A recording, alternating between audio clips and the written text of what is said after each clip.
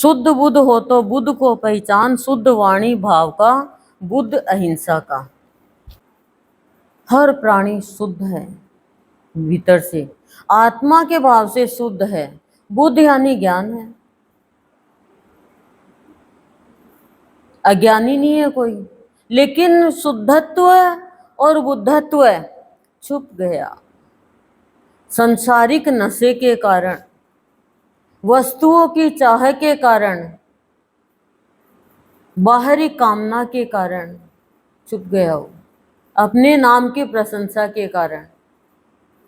हर प्राणी आत्मा के रूप से शुद्ध है, बुद्ध है, निरंजन है, निर्विकार है। एक भी विकार नहीं है आत्मा में। जहां प्रकाश है वहां अंधेरा कैसे हो सकता है? अरे ट्यूबलाइट का भी तो थोड़ा काला रंग दिया कर, वो अंधेरा नहीं है। ट्यूबलाइट में, लाइट में अंधेरा नहीं है। सूरज के पास में अंधेरा नहीं जा सकता, सूरज चला जाएगा तो अंधेरा हो जाएगा। तो ऐसे प्राणी आत्म स्वरूप है तो प्रकाश स्वरूप है, शुद्ध स्वरूप है, शांत स्वरूप है, प्यार स्वरूप है। लेकिन बाहर शरीर के भाव में है तो क्रोध स्वरूप है, काम स्वरूप है, लोभ स्वरूप है, मोह स्वरूप है। वाह वाह वाह, क्या स्वरूप है, कितना सुंदर है। सोचो आप, कितना बदसूरत बना देता है ये विकार प्राणी को। संसार ही उसका विकार में हो जाता है।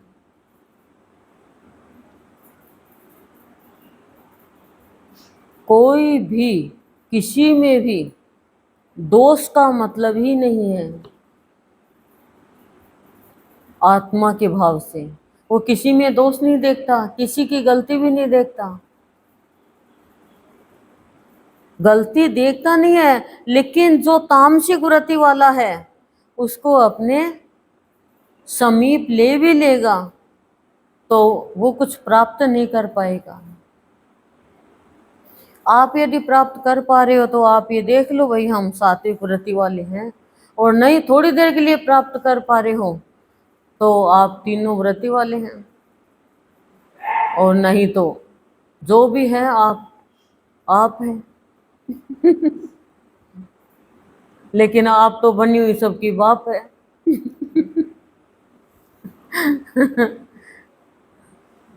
एक बार एक अकबर बीरबल कहीं जा रहे थे तो एक विद्वान ब्राह्मण और भिक्षा मांग रहा था। तो अकबर ने कहा, बीरबल ये क्या है, ब्राह्मण होके भीख मांग रहा है, कुछ कर इसको, तू दे कुछ या बुला।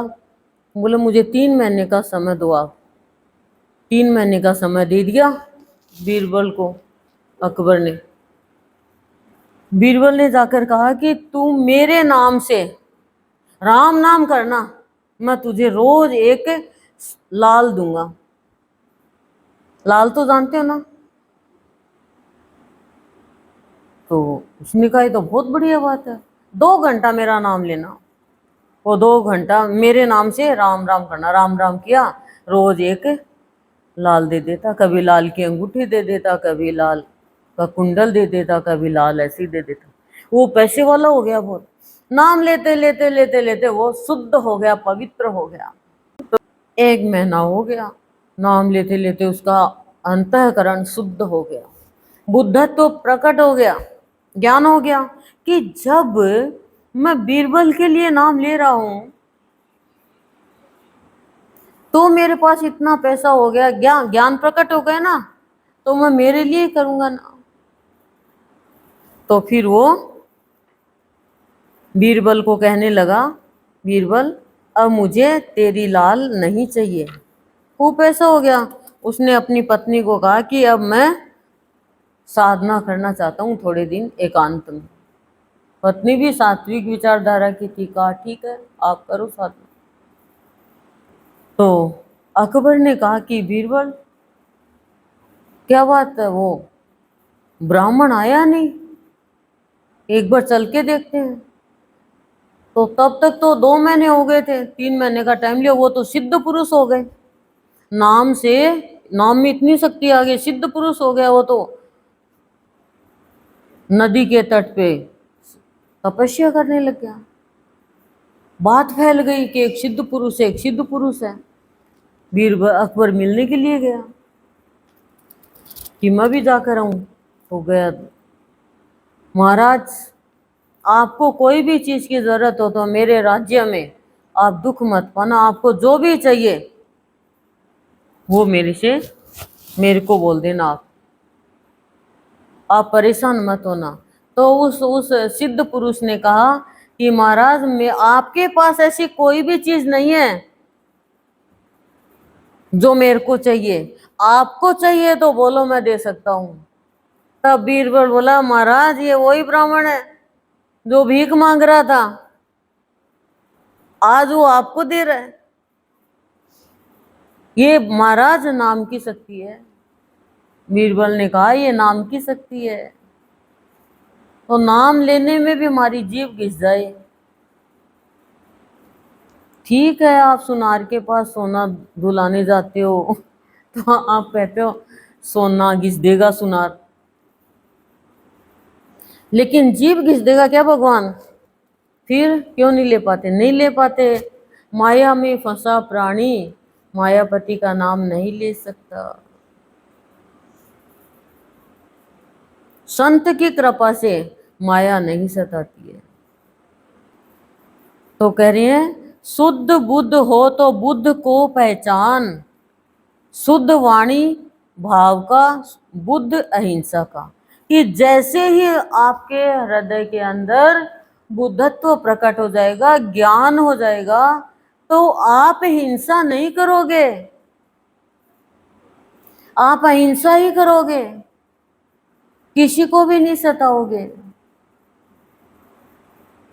दोष रहित,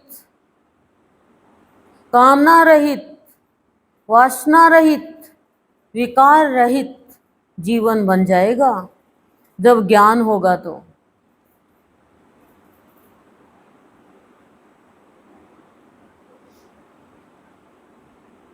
ये शरीर जितने दिन है उतने दिन इसका सदुपयोग कर लो,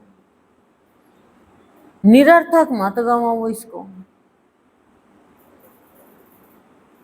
नहीं तो जड़ भरत के जैसे होगा। जड़ भरत को पहचाना ही नहीं, राजा राहुगण ने कहाँ पहचाना, तभी तो अपशब्द बोल दिया। पर उसको आत्मज्ञान कराया तब वो चरणों में गिर गया कि आप तो कोई सिद्ध पुरुष हो। तो पहचान के लिए प्राणी को स्वयं को बना पड़ता है वैसा। अब आप ये सोचो कि माँ ने तो कह दिया सत्संग तो दर्पण है, अर्पण कर, अर्पण किया नहीं जाता तो ये दर्पण हमें मिलेगा नहीं। सत्संग तो दर्पण है, लेकिन उस दर्पण में तो आपको अपना शरीर दिखता है, ये ढांचा दिखता है, पर ये सत्संग का दर्पण आपको आपके विचार दिखाता है, आपका स्वरूप दिखाता है, आपकी भावना दिखाता है, आपकी गलतियां दिखाता है। दूसरे की नहीं देखने देता ये दर्पण, ऐसा दर्पण है ये। लेकिन अर्पण किए बिना ये दर्पण क्या दिखाएगा? संत जो होते हैं ना, वो सबसे पहले झुकने का भाव देते हैं, सबसे पहले झुकने का भाव देते हैं। आपको कोई चीज उठानी है तो आप क्या कहोगे? चीज आजा मेरे ऊपर आजा कहोगे क्या? बताओ। नहीं ना, झुकना पड़ेगा। अच्छा है, कोई भी हो XYZ, झुकना ही पड़ेगा। तो ऐसे संत के बच्चे को पता चल जाता है कि जब तक मैं झुकूंगा नहीं तब तक मैं संत के चरणों तक पहुंच नहीं सकूंगा। वो कहता है, मैं संत हूं, अनंत हूं, बेअंत हूं, मेरा अंत नहीं है। पर तुम अंत की ओर जा रहे हो तो तुम्हारा एक दिन अंत हो जाएगा, यानी दूसरी योनि मिल जाएगी, लेकिन मेरा अंत नहीं होगा।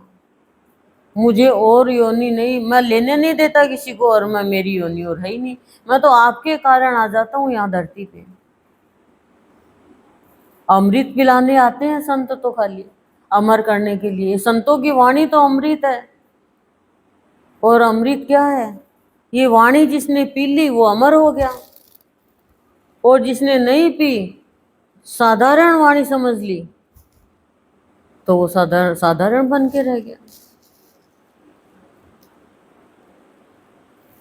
फल कच्चे से पक्का हो सकता है,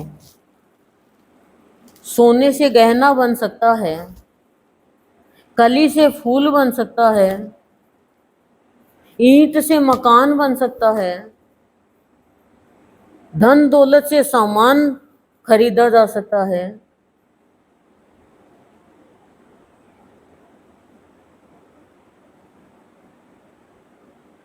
तो प्राणी सत्संग करके क्या नहीं बन सकता? प्राणी भक्त बन सकता है, देवता बन सकता है, संत बन सकता है, सब कुछ बन सकता है, महान बन सकता है, महापुरुष बन सकता है। लेकिन बनेगा कैसे? बनने के लिए वो क्रिया और प्रतिक्रिया दोनों को ही शामिल करना होगा। सोने से गहना बनेगा तो ताप सहन करना पड़ेगा, और फल कच्चा है वो पक्का बनता है, लेकिन उसको धूप, छांव, आंधी, बरसात सब सहन करना पड़ता है बाहर, तब जाके बनता है। तो कह रहे हैं सदगुरुदेव कि शुद्ध वाणी, जब वाणी शुद्ध हो जाएगी ना, तो भाव की बातें व्यक्त करेंगे, अभाव की बातें नहीं करेंगे। किसी के भले की करेंगे, कल्याण की करेंगे, किसी को शांति पहुंचाने की करेंगे, कि मेरी वाणी से किसी का मन अशांत नहीं हो। अब शांति अशांति भी प्राणी के धरातल पर निर्भर है। अब प्राणी ये चाहे मेरी झूठी झूठी प्रशंसा कर दे, मेरी हर बात को मान्यता दे दे, तो उसकी शांति का तो भाई कोई ठिकाना नहीं है, कब मिलेगी। फिर तो एक दिन वो खुद ही शांत हो जाएगा। वो शांति नहीं मिलेगी उसको। शांति के लिए तड़पता रहा, एक दिन शांत हो गया, चारों खाना चित्त शांत एकदम, उसके जैसा शांत कोई नहीं, चाहे उसके लिए कोई आवाज लगाओ सुने ही नहीं फिर तो भगवान कह रहे हैं जो तू बाद में ऐसी तेरी हालत होगी ना, तू जीते जी ऐसी हालत होनी चाहिए तेरी संसार के लिए। कोई भी दुर्व्यवहार करे किसके साथ? मेरे को बोले, और मैं तो आत्मा हूं, मेरे को आत्मा को तो लगेगा नहीं। शरीर को तू कहती रहे, कपड़े को कुछ भी कहो, चाहे कपड़े के क्या दर्द होगा। ये आपको अनुभव करना होगा, ज्ञान हो नहीं हो, पर आप ये सोच के चलो कि कपड़े को बोल रहे हैं, शरीर ये कपड़ा है, बस ये मान के चलो। आपको तो कोई पहुंच ही नहीं सकता, आप तक तो आप तक कोई नहीं पहुंच सकता, आत्मा तक वो परमात्मा की पहुंच है खाली, बस। बाकी ये बाहर का कुछ भी जो पसारा है ना, आत्मा तक नहीं जा सकेगा। कीचड़ लगेगा आपके, आंधी की मिट्टी आएगी, बरसात लगेगी, वो इसको लगेगी, आत्मा तक नहीं जा सकता कुछ भी। वो तो शुद्ध बुद्ध है, निरंजन निर्विकार है।